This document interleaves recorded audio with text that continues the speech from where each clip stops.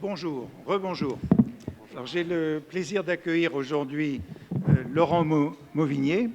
Alors, Laurent Mauvigné est un romancier, enfin je ne sais pas s'il faut l'appeler romancier, et ce sont des romans, mais il va nous le dire. Il a publié un certain nombre de livres, un nombre important de livres, sens des romans, sens des récits. Peut-être qu'on pourra poser cette question. Ils sont tous, je crois, publiés aux éditions de Minuit, donc il fait partie de ces écrivains des éditions de Minuit. Il y en a un certain nombre, mais celui qui a retenu mon attention et qui m'a incité à l'inviter dans ce cycle de cette année, dans ce séminaire, c'est un roman qu'il a publié en 2009, intitulé Des hommes. On peut parler des autres, mais c'est celui-là. Et évidemment, je suis venu et je l'ai oublié. Je l'ai oublié alors que j'avais pris des tas de notes pour lui poser des questions et lire des passages, mais il est resté chez moi. Ce livre des hommes, je crois, nous avait déjà réunis une fois au moment de. Il a été publié en 2009 et il est organisé autour de souvenirs de la guerre d'Algérie. Je le recommande vivement à vous. Si vous ne l'avez pas lu, je l'ai relu là, donc ces derniers jours, et pour la seconde fois, j'ai de nouveau une impression que c'était un roman important et un beau roman dans la série des œuvres qui ont été suscitées par la guerre d'Algérie, au fond dans la même période. Il est publié en 2009.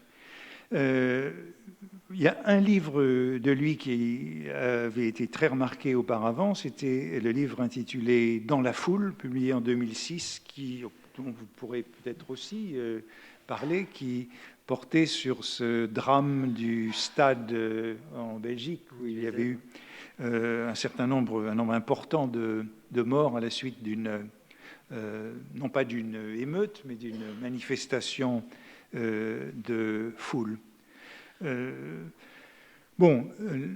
Ces deux ouvrages, mais notamment celui qui est intitulé Des hommes, portent sur la guerre, portent sur la mémoire de la guerre, et le relisant ces jours-ci, je pensais peut-être plus d'ailleurs qu'au cours de cette année, au cours que j'avais fait il y a quelques années sur les écrivains de la guerre de 14, où il y avait beaucoup d'expériences qui me revenaient à l'esprit en vous lisant ces derniers jours et dont nous pourrons peut-être parler. Mais nous allons donc avoir un échange sur ces livres, ces romans, ces récits, notamment ceux-là. Et peut-être que la première question que nous pourrions aborder ensemble, c'est celle-ci. Pourquoi vous êtes-vous intéressé à la guerre d'Algérie? Vous êtes né en... je ne sais pas, à vrai dire, je n'ai pas ça dans ma fiche. 1967. Ouais. 1967. Vous êtes né en 1967, donc oui, bien après la fin de la guerre d'Algérie, 62, et vous appartenez, comme moi d'ailleurs, à ces générations, ces premières générations de Français qui n'ont pas connu la guerre. Mais moi, quand j'étais enfant, je pensais que je connaîtrais la guerre. Je pensais que ça arriverait. Tout le monde partait encore à la guerre quand j'étais enfant, en Algérie, justement. Ouais. Mais vous n'avez pas connu ça directement. Donc, vous ne faites pas partie d'une génération qui a pensé, quand elle était enfant ou adolescent, qu'elle connaîtrait forcément la guerre. Et peut-être qu'on peut commencer par cette question. Pourquoi vous y êtes-vous intéressé au point de vouloir lui consacrer tout un livre, un récit ou un roman? Peut-être parce que dans mon enfance, en fait, effectivement, je ne pensais pas à la guerre pour moi dans un avenir hypothétique, dans la mesure où peut-être c'était aussi une époque de guerre froide, et je me disais que s'il y avait une prochaine guerre, ce serait la dernière pour tout le monde. On la voyait assez fatale. Donc, à vrai dire, je m'y projetais absolument pas. Mais en revanche, la guerre d'Algérie, elle était pour moi très dans mon enfance. Je suis né j'ai vécu dans une petite ville, un peu plus grand qu'un village, mais à peine plus grand qu'un village, en Touraine, à Descartes. C'est un endroit où, comme j'imagine partout en France, en fait, la présence de la guerre d'Algérie pour les enfants, c'était très très fort parce qu'on connaissait, par exemple, à l'école, on savait à peu près, chaque enfant savait à peu près ceux dont les parents étaient partis ou pas en Algérie, avaient été appelés ou pas en tant que soldats, en tant qu'appelés en Algérie. Et c'était très présent parce qu'il y avait tous les ans des banquets, des repas, etc. Mais alors c'était très présent, mais il y avait une espèce de mise en scène, je dirais, du silence autour de la guerre d'Algérie. On dit souvent, les gens n'ont pas parlé de leur guerre d'Algérie. Alors c'est vrai que les hommes n'en parlaient pas, sans doute, mais en même temps, ce silence-là était quand même très mis en scène. On avait des photographies, on avait les roses des sables dans les salons. On avait tout, on savait à peu près on savait où les gens étaient allés, on savait quand ils étaient partis, quand ils étaient revenus, mais on savait rien. Et moi, dans mon enfance, je regardais ces photos de la guerre d'Algérie, c'est-à-dire des photos qui parlaient de tout sauf de la guerre, qui parlaient de jeunes hommes, voilà, en Algérie, et il se trouve que ma mère, en revanche, me racontait des choses qui coïncidaient pas justement à ce que ces images montraient. Et parfois, il y avait des bribes, justement, dans ces banquets où tout le monde venait faire des méchouis, etc., on mangeait, tout ça, très bien. Et puis, de temps en temps, on entendait parler de quelqu'un qui n'était pas revenu. Et ça, quand vous êtes enfant, vous captez ça, par exemple. Moi, ça a fait partie des premières impressions non pas qu'on ne me disait pas tout sur ce qui se passe dans la vie, mais qu'il y avait quand même une sorte de gouffre un petit peu, de quelque chose d'un peu inquiétant, d'un rapport au récit, d'une histoire qui m'était à la fois donnée et retirée en même temps qu'elle m'était donnée. Et ça a construit pour moi pas seulement l'envie d'écrire ce livre-là, mais je crois en partie l'envie d'écrire tout court, en fait. Et donc c'est vrai que l'envie d'écrire est pas nécessairement lié à la guerre, mais il est lié à un silence autour de la guerre. Mm-hmm. Et dans vos premiers récits, la guerre n'était pas présente. Il y avait déjà ce thème qui apparaissait avant en filigrane un peu, oui. Oui. En filigrane, mais par des personnages. Dans le premier roman, dans Loin d'eux, le personnage du père est allé en Algérie. Il y a 2-3. C'est-à-dire que dans mes premiers livres, en fait, il n'y a pas un homme qui n'ait pas été concerné par la guerre d'Algérie, en fait. C'est forcément passé. Mais pour moi, c'était parce que dans mon enfance, et d'ailleurs, quand le livre, Quand des hommes est sorti, j'ai été frappé en librairie, dans les gens que je rencontrais, de voir plutôt des gens de ma génération qui avaient finalement vécu la même expérience que moi, à savoir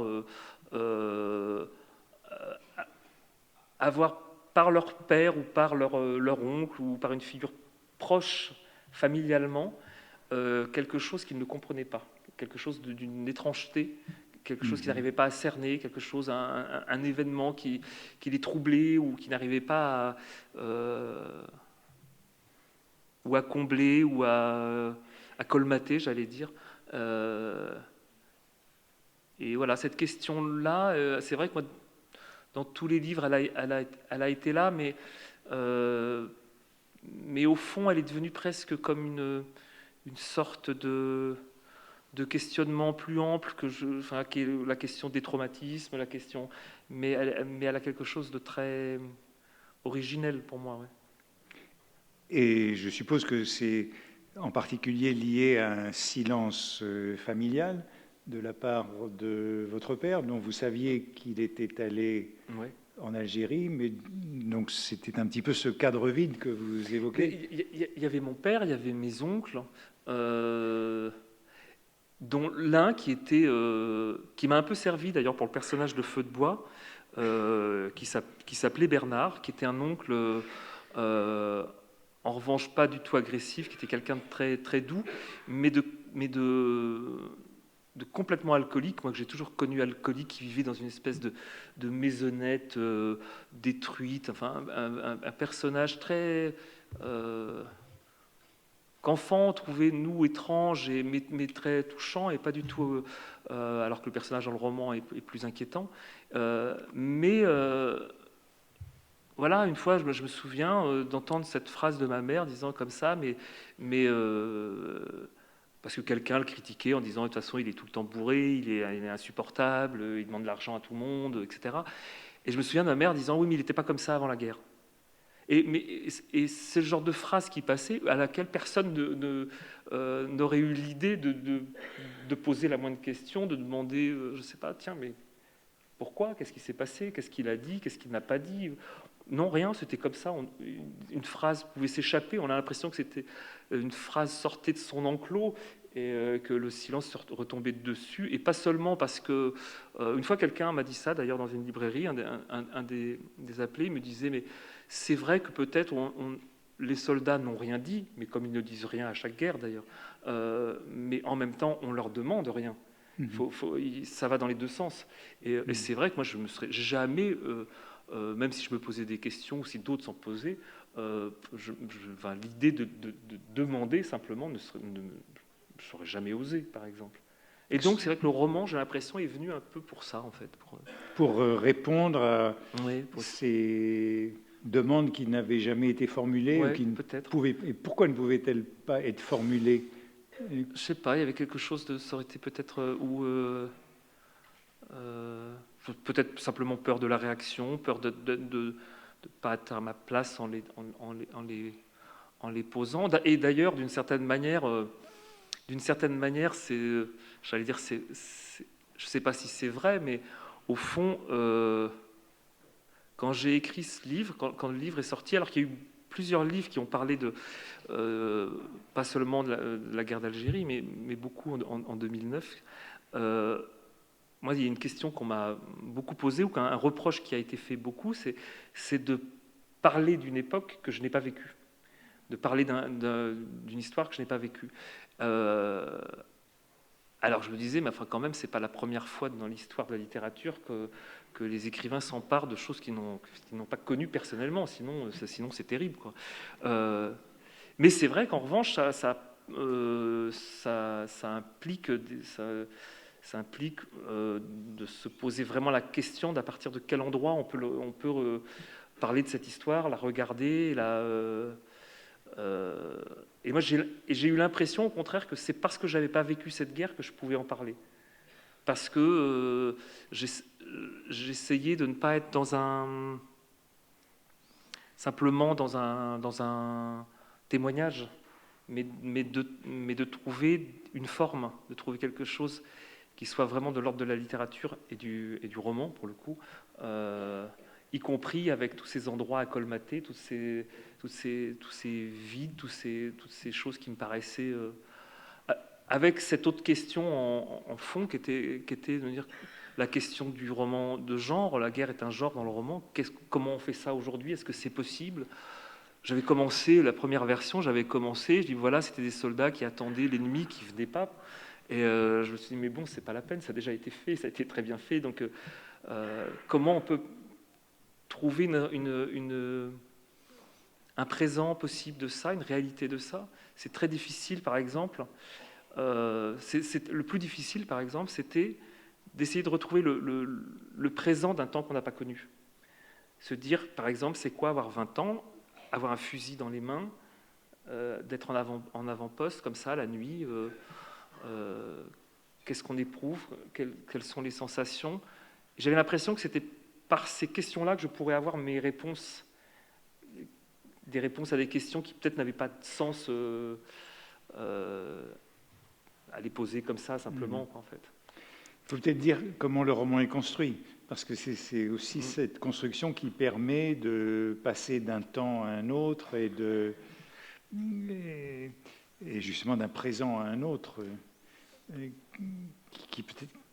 qui, d'après ce que vous disiez, n'est pas venu d'emblée. Ah non, ça a été compliqué. Oui. Pouvez-vous la décrire, la construction du roman, et pourquoi avoir abouti à cette construction? Qu'est-ce que cette construction résolvait comme difficulté? En fait, mon problème, c'est que je n'arrivais pas à... Alors, je me disais, peut-être, on peut commencer voilà, dans les années 60, et puis arriver à dire ce que les personnages sont devenus au début des années 2000.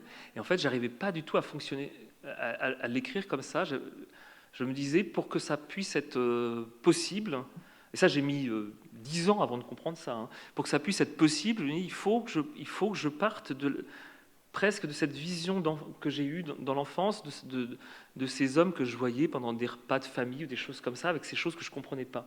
Il faut que je parte d'un événement anecdotique qui peut faire que tout se déroule. Il faut que je parte de ce présent-là. Bon, alors je le situe voilà, au début des années 2000, bon, très bien. Mais j'ai mis beaucoup de temps à arriver à ce constat que je ne pouvais partir que de là, en fait. Et donc, assumer l'Algérie comme un récit du passé. Mais sauf que j'arrivais pas à le structurer de manière très technique, en fait. J'arrivais pas à construire le livre, à dire comment on va faire, comment on fait ces retours dans le passé, comment on peut construire ça. Et finalement, il y a quelque chose qui s'est posé assez simplement dès que ça a été trouvé, en fait. Ça a été de partir d'une journée, de dire, bon voilà, il y a une anecdote au début d'après-midi, et puis au fur et à mesure, le personnage principal, le narrateur en tout cas, va revivre son Algérie comme ça, l'après-midi, le soir, évidemment surtout la nuit. C'est encore une question de voyager au bout de la nuit, quoi, et du coup et jusqu'au petit matin. Et une fois que ça a été structuré, ça a été c'était plus facile après de construire le récit. Et ce qui a été évident tout de suite, alors que ce qui se passe en Touraine, dans les moments que j'ai connus, moi, s'écrit au passé. Par contre, dès qu'on arrive dans les années 60 en Algérie, c'était impossible d'écrire au passé. C'est-à-dire que vraiment, il fallait que ce soit au présent, parce que d'ailleurs, moi-même, je le vivais comme une espèce de cauchemar réactivé ou de souvenirs non vécus. Alors, j'ai passé beaucoup de temps, évidemment, à aller chercher des informations à droite à gauche, mais ce n'était pas ça qui faisait que cette nécessité du présent, à un moment, pour moi, la question, c'était de me dire, j'ai lu beaucoup de livres, j'ai lu beaucoup de témoignages, etc. Et je me dis, mais qu'est-ce que ça peut faire, qu'est-ce que ça peut apporter de plus, un roman? Quel est l'intérêt de faire un roman là-dessus? Pour moi, l'intérêt, c'était de retrouver l'ignorance du présent, retrouver ce qui manque beaucoup, justement, dans la littérature sur la guerre d'Algérie, notamment. C'est à chaque fois, vous commencez un livre, et au bout de 3 lignes, vous savez à peu près que le narrateur connaît toute l'histoire de la guerre d'Algérie, qu'il a un parti pris qui est déjà... alors il est pour l'Algérie française ou pour l'indépendance de l'Algérie, j'ai envie de dire peu importe, on sent ça tout de suite. Et moi, je voulais retrouver une sorte d'endroit qui était peut-être, en tout cas comme je le fantasmais, l'idée de ce que ces appelés ont pu connaître simplement comme ça, en sortant des gens qui avaient 20 ans, qui connaissaient que la ferme, que leur petit monde rural, comme ça, qui d'un seul coup se retrouvent de l'autre côté de la mer. Voilà, je voulais partir de cet endroit-là. Et en même temps, je me disais, mais en même temps, il y a beaucoup d'ignorance dans ce présent, mais il y a aussi, chacun vient avec sa propre histoire. Et donc, avec ses anecdotes, avec son passé, avec le passé de sa famille. C'est pour ça, toute la question au départ, le livre est assez long à démarrer sur ça, parce que j'avais besoin de faire que ces personnages ils aient une vie, ils aient un rapport à l'argent, aux femmes, à la famille, etc. Parce que c'est à partir de ça que c'est possible. Dire qu'il y a une bonne centaine de pages avant de débarquer en Algérie. Ouais. Donc, les 2 premières parties qui sont une sorte de prolégomène et Et ça vient du... J'entendais beaucoup quand je parlais du projet de ce livre, à chaque fois tout le monde me disait, mais de toute façon tu n'y arriveras pas, c'est impossible, les Français sont nuls là-dessus, ils ne savent pas faire ça, les Américains, eux, savent très bien parler du Vietnam. Bon, alors à chaque fois, ça c'est un classique. Et je me disais, mais comment ils font les Américains, ce qui sont... Et notamment, on parlait toujours du film de Cimino, Voyage au bout de l'enfer, que j'ai revu. Et j'ai compris comment il faisait merveilleusement pour parler du Vietnam, mais en fait, il n'en parle absolument jamais. C'est-à-dire qu'il y a des allusions, mais il reste vraiment au plus près de la sensation et de la perception, de l'expérience. C'est-à-dire, on sait que c'est le Vietnam parce qu'on voit qu'ils sont en Asie, on comprend, mais c'est pas aussi... on ne nous dit pas ce qu'il faut penser, du bien, du mal, etc. À ce moment-là, on est dans la pur moment de violence, de sensation, etc. Et je me suis dit, mais c'est ça qu'il faut, c'est vers ça qu'il faut aller. C'est vrai qu'il faut retrouver ou essayer de faire partager avec le lecteur une expérience qui est, enfin, pour le coup, dont je crois que seule la littérature peut la donner, parce que même le cinéma le fait, mais peut-être sur un mode plus direct, plus frontal. Mais j'avais l'impression qu'il y avait aussi un rapport à la façon dont le temps agit en nous, dont il nous traverse, dont les années qui nous séparent d'un événement peuvent cohabiter. Je me disais, voilà, ça doit pouvoir se rendre sensible. Voilà. Et donc, pour moi, le travail, c'était d'aller vers ça, en tout cas.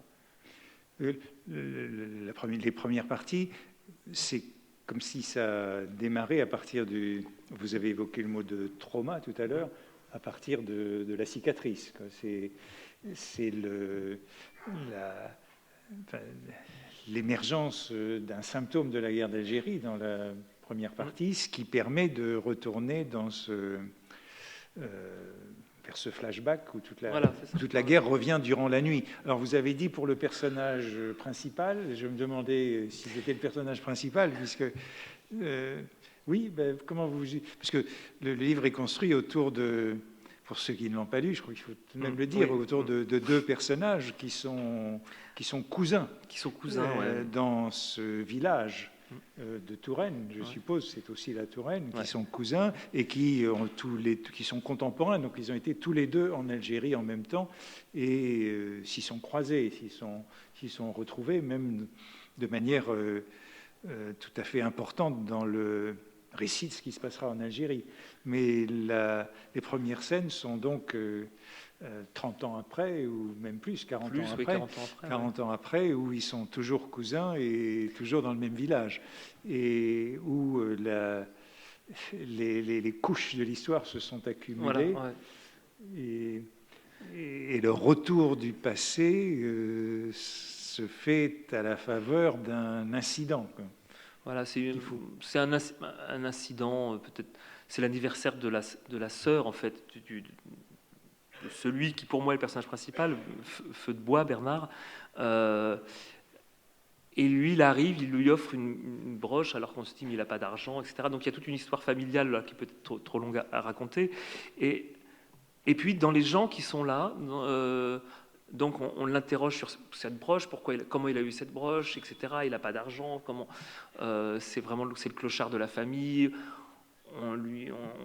On s'occupe de lui et en même temps il est rejeté en même temps. Enfin, et puis il y a un des personnages complètement anecdotique, on pourrait dire. C'est quelqu'un qui aide la famille parce que c'est un collègue de travail de Solange, donc la sœur de Feu de bois.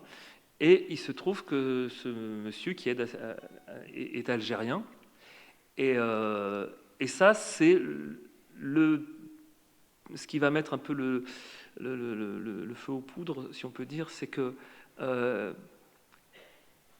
quand Feu de bois il va se faire renvoyer parce qu'il gueule, parce qu'il fait un scandale, parce que la famille ne le veut plus, comme on peut voir ça souvent, comme on a vu ça souvent. Il est là, moi je veux bien sortir, mais lui, il a le droit d'être là. Et cette petite chose-là, ça va enclencher une énorme colère, et dans ce mot colère, le mot bougnoul va sortir, et à partir de là, non pas sur ce personnage-là, mais sur le personnage qui nous raconte le narrateur, qui s'appelle Rabu, ce mot-là, lui, réactive en fait toute leur jeunesse et tout ce qu'il a lui aussi refoulé de la guerre d'Algérie. Et c'était très curieux comment, pour moi, même en l'écrivant, j'ai vraiment eu besoin de ces 100 pages et j'ai eu besoin aussi de passer par j'allais dire presque ce déclenchement d'une mémoire que je n'ai pas en fait, mais j'ai vraiment eu besoin de se faire ce tour par effectivement une première partie qui fait 100 pages, quoi, qui est vraiment une partie très importante, mais parce que j'avais l'impression, et j'ai toujours d'ailleurs, que c'est un sujet qu'on ne peut pas aborder, quoi, qui est impossible. Sans traverser ces couches voilà, je crois que c'est, voilà. qui en montrent aussi l'actualité, enfin, oui, bien sûr, la présence. Bien sûr. Ouais. Il faut traverser tout ce temps accumulé pour rejoindre le... Oui, parce que pour moi, c'est quand même la question d'aller fouiller comme ça dans le passé, c'est aussi de se poser la question de comment ce passé, comment nous, peut-être nous regardons notre passé, mais comment ce passé nous regarde, comment il est aussi présent dans notre vie, et comment on vit avec, ce qu'on en fait, comment on peut ou pas lire notre présent aujourd'hui à l'aune de ce que ce passé nous dit de nous-mêmes aussi, quoi. Et, ça, c'était très présent de l'idée que j'ai tout le temps, parce que c'est vrai que je me disais, écrire ce livre, qu'est-ce que c'est? Je l'ai vu d'ailleurs aussi en rencontrant les gens après, les lecteurs en librairie notamment. Pour moi, je me disais, mais quelle est la question que le passé pose au présent, en fait. Et c'est très surprenant comment, en fait, c'est pas seulement parce que l'Algérie est un passé relativement récent dont on n'a pas peut-être toujours autant parlé autant qu'il aurait fallu le faire peut-être, ou avec des positions qui sont encore aujourd'hui très, très, très vives. C'est pas du tout... moi, j'ai été vraiment très, très surpris de ça, de voir... j'ai presque failli faire un petit livre que j'ai pas fait parce que c'était trop compliqué pour moi, des réactions autour de ce livre. Parce que j'ai vraiment vu des gens arriver, me faire dédicacer des livres à des gens qui étaient morts, des gens qui s'étaient suicidés, etc. Enfin, vraiment quelque chose des gens pour qui c'était extrêmement présent. Et en l'écrivant, moi, j'avais aussi la sensation de quelque chose d'extrêmement présent, à tel point que depuis 2009, j'ai presque eu ma période d'amnésie ou de déni, en fait. Je n'ai pas pu lire une seule chose consacrée à la guerre d'Algérie depuis. J'ai lu un livre cette année, mais c'est tout. Alors qu'on m'a envoyé depuis plein de livres, de romans, etc., sur ce sujet, sur cette question. Et j'ai vraiment eu un moment de trop plein que c'est quelque chose très étrange. On peut aussi sans doute parler de la présence des photographies dans ce livre, parce qu'elles jouent un rôle directeur. À partir du moment où il y a une première photographie qui apparaît, il y a une sorte de fil qui est lié à la photographie, à la fois d'acceptation et de refus de la photographie, puisque dans les dernières scènes, ces photographies sont de façon écartée ou rejetée. Pourquoi cette importance de la photographie? Est-ce que c'est vraiment le médium indispensable, fatal aujourd'hui? Bon. À l'époque, enfin je l'ai su en travaillant sur le livre, je ne le savais pas au moment où je voulais le faire. Simplement, quand j'ai commencé à travailler, je me suis aperçu en lisant plusieurs témoignages d'appelés notamment, ils avaient tous des appareils photo, ils faisaient tous énormément de photos. Et en fait, j'ai dit, c'est curieux, pourquoi? Alors on savait qu'ils avaient du temps, etc. Mais en fait, pas seulement, c'est que Kodak, à l'époque, a fait une énorme campagne publicitaire et ils ont distribué des appareils photo, mais vraiment aux soldats. C'était vraiment c'est-à-dire que eux, ils voyaient un effet publicitaire. En même temps, ils se disaient comme ça, on aura des images. Ce qui est quand même complètement surprenant. Enfin, moi, je n'avais jamais imaginé qu'on puisse penser les appeler comme bah, tiens, bah, comme ça, on va leur distribuer des appareils photo et ils vont devenir des photographes en herbe. Et quand ils reviendront en France, et ben, ils achèteront des appareils Kodak et ce sera formidable. Mais c'était déjà comme ça, la guerre de 14. Hein. Oui, la guerre de 14, et enfin, on en avait parlé quand j'ai fait cours sur la guerre de 14, les journaux demandaient des photographies de poilus dans les tranchées, parce qu'ils voulaient des photographies à montrer. Il y avait des prix de photographie, et oui, il y a un rapport qui est très... il y avait déjà l'appareil instantané était déjà disponible pour la guerre de 14. Et il y a, donc les photos de la guerre de 14, c'était déjà le cas. Hein. C'était déjà le cas. La demande de photographie de la guerre de 14. Alors après, moi, c'est vrai que tout simplement... C'est quand on a une guerre longue. Hein. C'est une guerre longue et une guerre qui est pour beaucoup une guerre de position. Oui, puis là, en l'occurrence... C'est pas dans l'action qu'on fait les photographies, donc... En l'occurrence, c'était, j'allais dire, à peine une guerre, dans le sens où elle n'avait pas ce nom-là, quoi. Donc on disait bon bah voilà, ils sont appelés ils partaient 2 ans quand même, donc voilà, on disait bon, il faut faire des photos, ce qu'ils ont fait.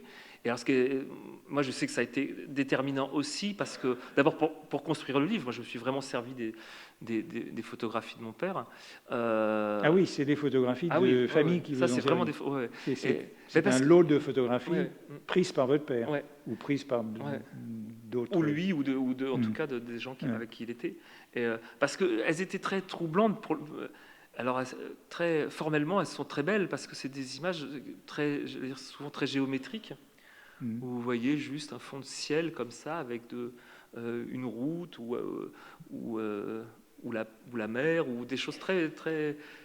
Et parfois, de temps en temps, on voit deux, trois jeunes hommes, 2-3 soldats en train de rire entre eux, et puis à peu près rien, en fait.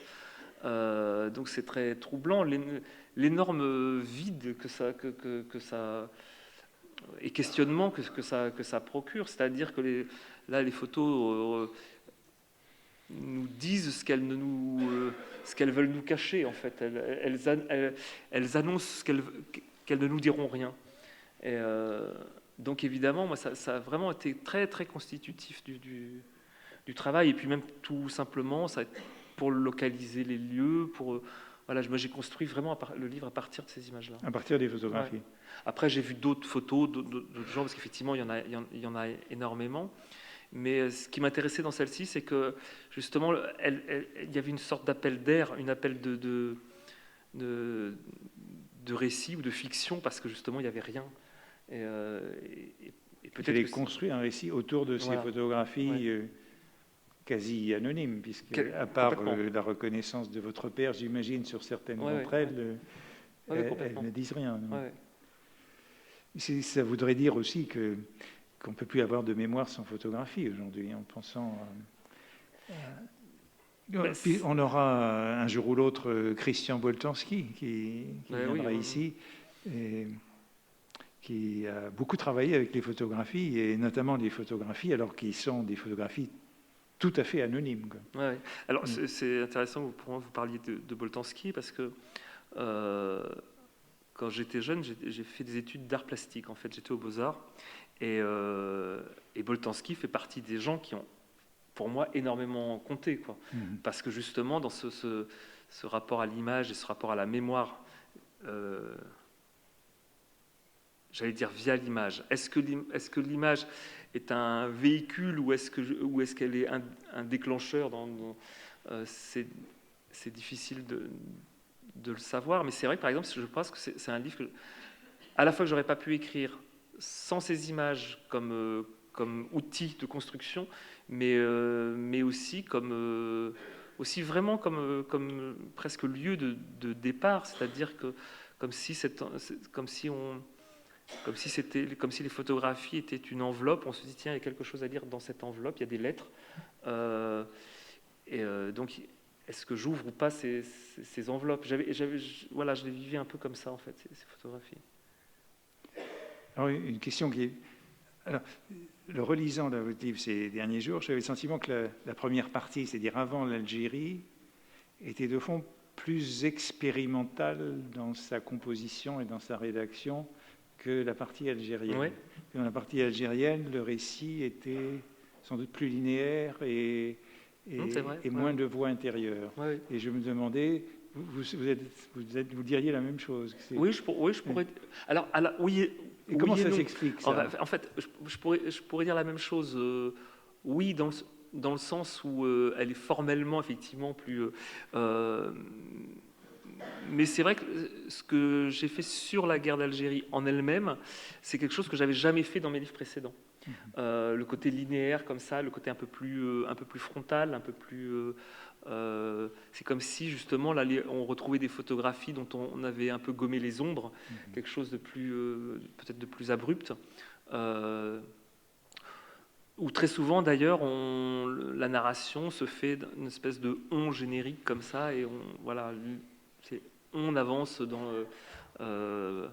alors que dans la première partie, on est dans un matériau qui est peut-être, j'allais dire peut-être plus le mien dans mes précédents livres, et dans ce rapport intime que j'ai à ce lieu de Touraine, à ces personnages, à ma propre mémoire familiale, à quelque chose. C'est peut-être de ce point de vue-là plus personnel.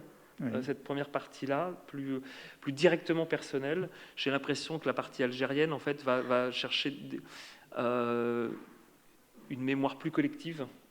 C'est peut-être ça, le lieu de la différence est peut-être là, et ça passe par une forme, effectivement, peut-être plus, je ne sais pas si on peut dire plus expérimentale, mais en tout cas, peut-être plus singulière, formellement, en tout cas. Ouais. Et alors, vous disiez tout à l'heure que vous preniez donc au fond, deux innocents qui débarquent en Algérie sans rien savoir de ce dont il s'agit, comme deux appelés.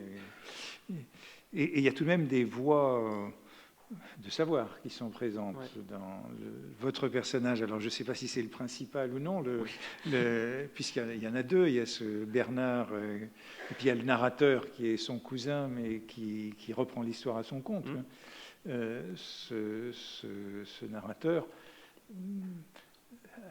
bénéficie par moments d'un certain savoir, d'une certaine distance par rapport aux événements. Il est présenté comme, si mes souvenirs sont bons, un responsable politique, il est conseiller municipal, il a... oui, tout à fait. Et c'est vrai qu'il est capable de verbaliser, de formaliser toute cette expérience. Et il y a d'autres personnages, y compris de manière rétrospective. Oui, mais parce qu'il y a eu à un moment l'appui d'un personnage qui s'appelle Février, qui est un personnage comme ça, dont on pourrait penser qu'il est un peu secondaire dans le livre, dont je me dis de plus en plus qu'en fait il est vraiment essentiel, parce que c'est un personnage qui, à la fin du livre, on s'aperçoit que c'est celui qui parle le plus, en fait. Un personnage qui a un peu cette fonction. Après la guerre, il repasse voir les uns et les autres, et il raconte ce qui s'est passé à son retour. C'est le personnage du médiateur. C'est un peu le personnage entre les deux cousins qui évidemment sont très hostiles et ne se parlent pas, il y a ce médiateur.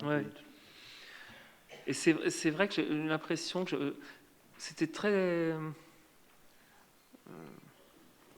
compliqué, mais compliqué peut-être simplement parce que dans le rapport à des gens que j'ai connus, des oncles, des gens de ma famille, des gens qui ont 80, 85 ans aujourd'hui, simplement de leur faire porter une parole qu'eux-mêmes n'ont pas voulu porter. Donc j'avais l'impression que je voyais pas Feu de Bois et Bernard et Rabu d'un seul coup assumer frontalement une parole dont je n'ai jamais vu personne la porter aussi directement. Et puis aussi, c'est peut-être simplement là pour le coup une posture de romancier. C'est à eux deux que je me suis identifié, et à la fois, ça c'est toujours la schizophrénie du romancier, si on peut appeler ça romancier, qui est à la fois de faire parole, de porter une parole, et en même temps d'être toujours en train de se méfier de cette parole et d'être très, pour le moins circonspect avec ce qu'on peut manipuler comme mots, comme images, comme idées, comme... J'ai oublié tout à l'heure d'indiquer le titre que vous aviez proposé pour cette intervention. C'était « Plier et déplier, mémoire au présent ». Alors, puisque vous avez donné ce titre, je voudrais vous interroger sur ce titre. Pourquoi plier, déplier? Qu'est-ce que ce mouvement? Parce qu'en fait, quand on a parlé de ma venue aujourd'hui, j'étais...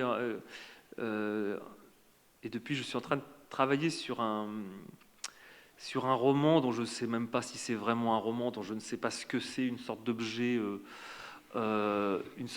avec vraiment plusieurs strates de temporalité, d'histoire qui concernent pour le coup en partie des histoires qu'on m'a racontées, vraiment qui ne sont pas des histoires de fiction, mais qui sont des histoires qui restent là comme ça. Je me dis, tiens, ça, il y a quelque chose, j'ai envie de démêler ça, mais je ne sais pas pourquoi.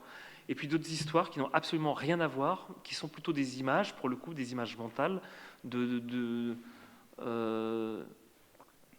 souvenirs d'enfance, dont une image qui m'obsède depuis l'enfance, qui est celle dont on m'a parlé, de ma grand-mère, que je n'ai pas connue, puisqu'elle est morte à la Libération, après avoir été tondue à la Libération, visiblement sous les yeux de mon père. Qui était enfant qui avait 6-7 ans. Et cette idée-là, voilà, moi, participe complètement de mon imaginaire. Sauf que j'en ai reparlé il n'y a pas très longtemps avec ma mère, mon père étant mort. J'en parle avec elle en lui disant, mais est-ce que c'était tel endroit? Parce que je vois ça très bien, je vois ça là, je vois ça comme ça, etc. Et elle me dit, mais alors pas du tout. Mais alors tu y es pas du tout. C'est pas du tout ça. Elle est très bien ton histoire là, mais c'est pas ça du tout. C'est plutôt là avec telle personne, etc. Bon, et on me raconte une autre histoire. Et j'ai 3-4 histoires comme ça, et je sais qu'elles sont liées. Je ne sais pas en quoi, je ne sais pas comment. Et je sais que pour moi, tout l'art du roman, justement, tout ce pourquoi il faut que je m'y mette, c'est comment je vais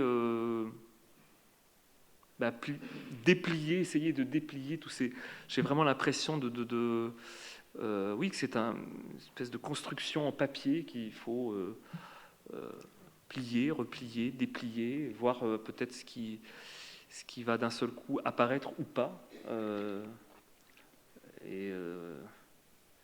Et vraiment quelque chose qui...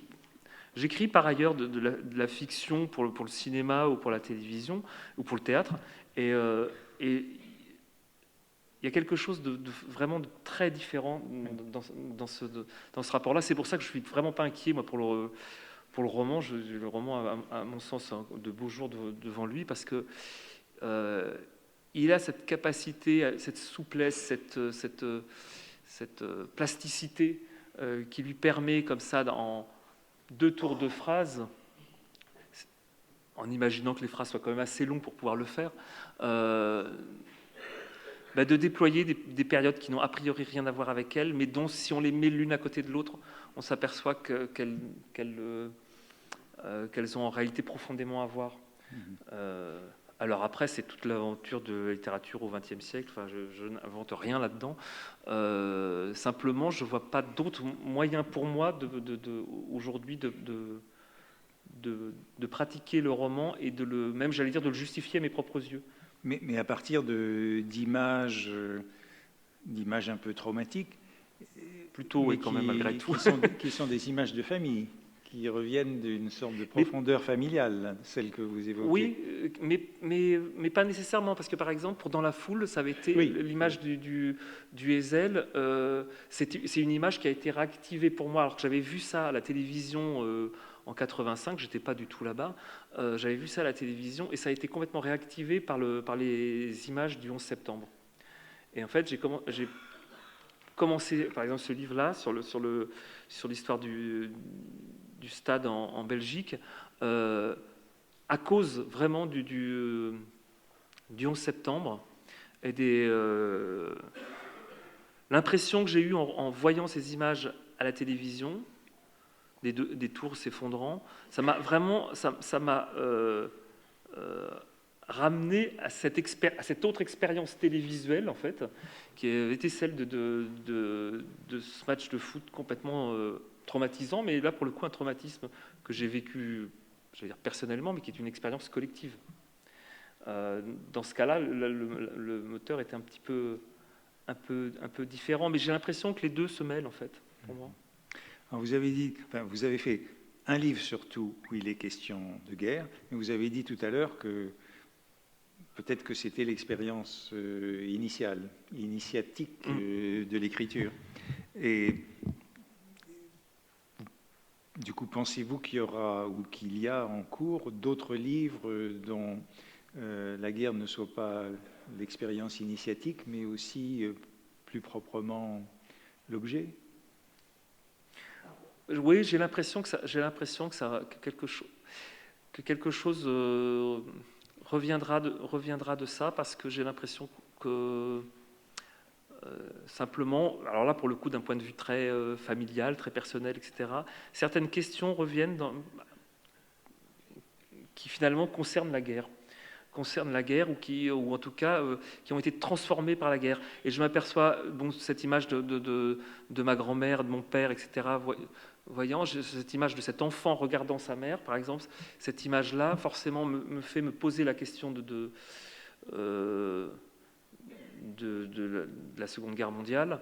Vous avez envie d'en parler. Donc j'ai envie d'en parler, et j'ai envie d'en parler par ce prisme-là. Mais je sais, par exemple... Sans avoir encore trouvé comment.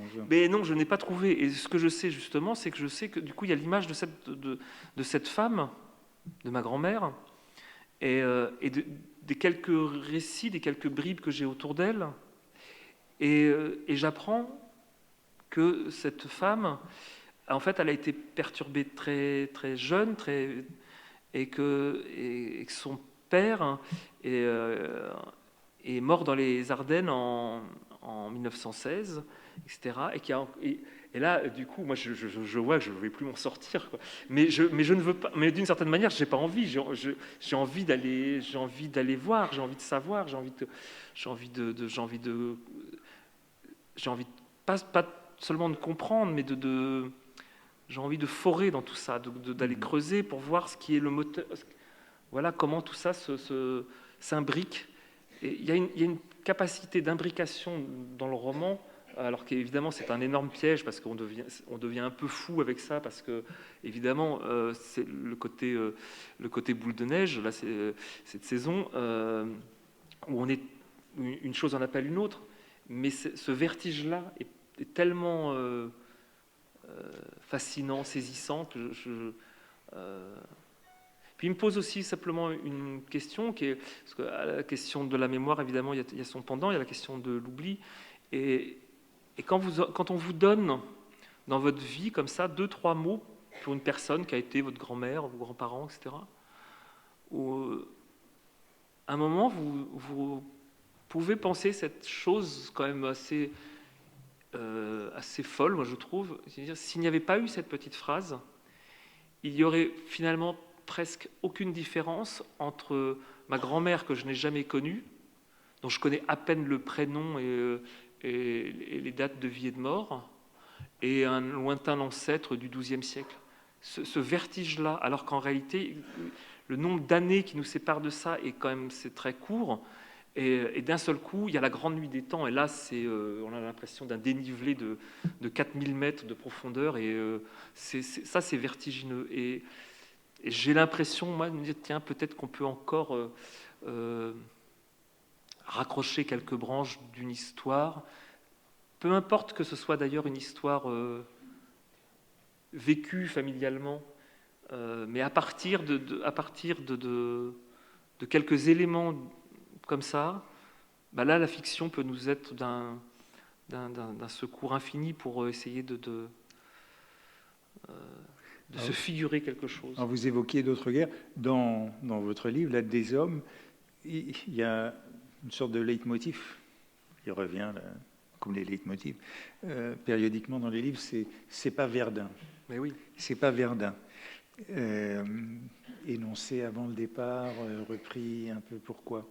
Vous pouvez commenter ce motif du... Oui, mais ça c'est intéressant. C'est vrai que à chaque fois que j'ai commencé des livres en parlant des gens que je connaissais moi, effectivement, les hommes étaient toujours passés par l'Algérie.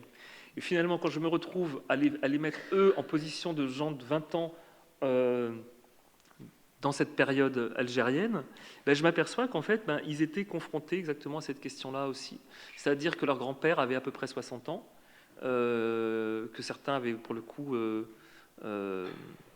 connu la grande guerre, pour beaucoup avaient connu la Grande Guerre, et donc quand en retour, eux, ils étaient là avec leur petite guerre, entre guillemets, et d'où le titre d'ailleurs, puisqu'on leur disait, mais c'est ça, vous deviendrez des hommes comme ça, la guerre, ça forme des hommes, si on ne passe pas par la guerre, si on ne passe pas par l'épreuve du fusil, le côté initiatique de ça. Et, question effectivement qu'aujourd'hui, on peut se poser, que moi je me suis posé, parce qu'effectivement, je fais partie d'une génération qui n'a pas été confrontée à ça. Mais il y avait cette question-là, avec cette idée toujours que bah, le grand-père qui est en face là, lui, il a vu ses copains tomber à Verdun.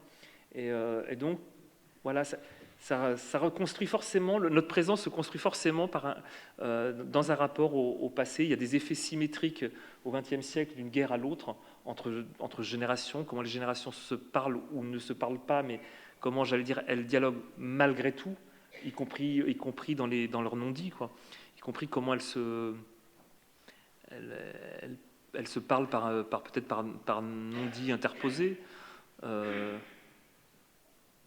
Et puis aussi, simplement, parce qu'en écrivant un roman, en essayant de tourner autour de la question de la guerre, que ce soit la Seconde Guerre mondiale, pour moi avec Claude Simon par exemple, ou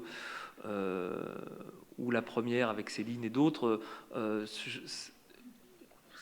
c'est quelque chose. Enfin là, c'est notre matériau. Je fais partie je suis quand même partie d'une génération qui est complètement du XXe siècle de ce point de vue-là. Et même si je n'ai pas connu, voilà, d'une génération peut-être un peu d'entre-deux en fait, c'est-à-dire que j'aurais l'impression d'être un homme du XXe siècle qui n'a pas participé aux événements du XXe siècle, en fait. Et j'ai l'impression que la fiction me sert précisément non pas à vivre ce que je n'ai pas vécu, mais à essayer de comprendre ce que je n'ai pas vécu, ou en tout cas de me donner une image de ce que je n'ai pas vécu. Vous venez encore d'utiliser le mot « comprendre », que vous utilisez assez souvent, et qui est très présent aussi dans votre livre.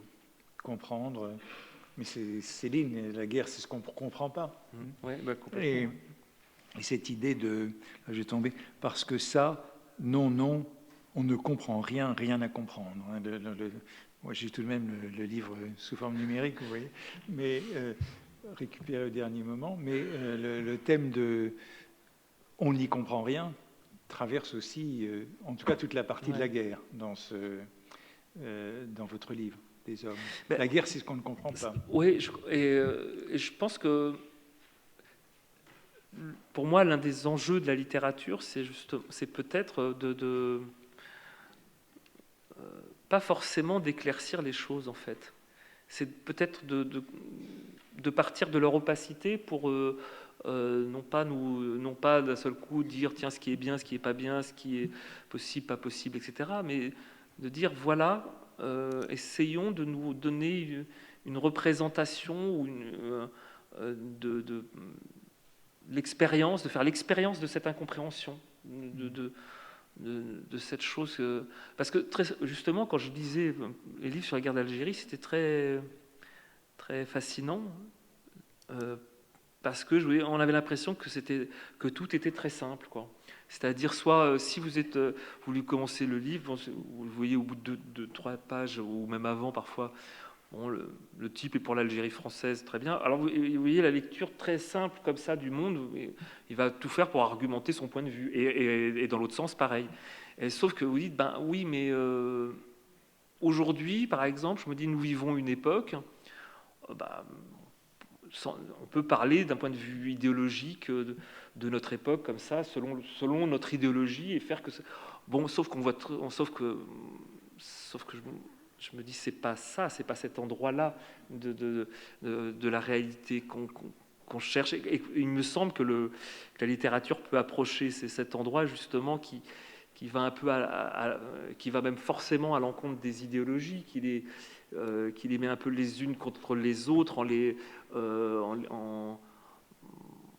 plutôt en construisant des paradoxes ou voilà, en montrant que ce monde-là, il est fait de nuances et d'oppositions, de choses qui tiennent parfois à très peu, puis à une mémoire qui est pas, voilà, on n'est pas juste un présent brut, voilà, et ça, je pense que le roman peut rendre ça sensible, en fait. Mais en même temps, vous disiez à un moment que le roman vous permettait d'approcher une certaine vérité que d'autres moyens ne pouvaient pas, mais cette vérité est aussi celle on ne comprend pas. Oui, c'est ça, c'est une espèce de vérité, j'allais dire presque de la confusion, quoi. C'est presque oui, c'est travailler à partir de ça et justement faire le contraire de ce que fait la publicité, de faire le contraire de ce que de ce que font les discours en général. Le discours essaie de dire bon, on va trier dans tout ça pour essayer un petit peu d'y voir plus clair. Et moi, j'ai parfois l'impression que c'est à la fois, comment dire, c'est ce paradoxe d'y voir plus clair dans notre confusion, mais en tant qu'il faut la voir comme confusion et pas autrement qu'elle-même, quoi. On est toujours dans cette espèce de... c'est bien pour ça que c'est très difficile à organiser d'un point de vue formel. C'est parce qu'à la fois il faut qu'on... et c'est bien pour ça que voilà, qu'il y a eu au XXe siècle quand même des expériences magnifiques de ce point de vue-là. Mais aujourd'hui, la question pour moi, c'est comment on peut essayer encore une fois